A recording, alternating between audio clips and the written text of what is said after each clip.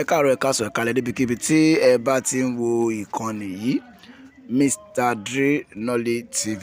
Tó bá jẹ́ ìgbà àkọ́kọ́ tí ìwọ ń bá wa pàdé ní orí ayélujára, tara ṣàṣà bá wa subscribe sí orí YouTube channel wa, kí o like, kí o share, kò lè sí comment.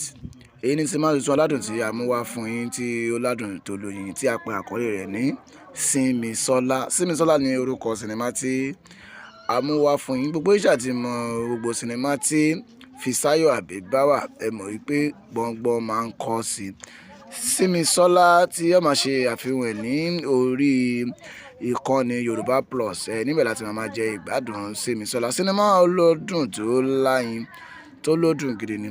Ó yá, ẹ tara ṣàṣà báyìí kí ẹ wá lọ sí orí Yorùbá Plus kí ẹ máa lọ wo sinimá tuntun tí a pè àkọlé rẹ̀ ní Simisola. Simisola ni orúkọ sinimá náà. Ló bá ṣe wá ń jẹ ìgbádùn Simisola lọ́wọ́, ẹ má wá ṣàlàyé wá subscribe sí channel wa, kí ẹ comment, kí ẹ dẹ̀ tún share. Simisola sinimá aládùn tó kọ́ni lọ́pọ̀lọ́, tó kọ́ni ní òye gidi ni. Ibẹ̀ láti máa mọ nígbà tí ó bá jíṣẹ́ fún ẹ pé báyìí ló ṣe máa rí tí o kọ̀ sí ọ̀rọ̀ Ọlọ́run. Ó yá,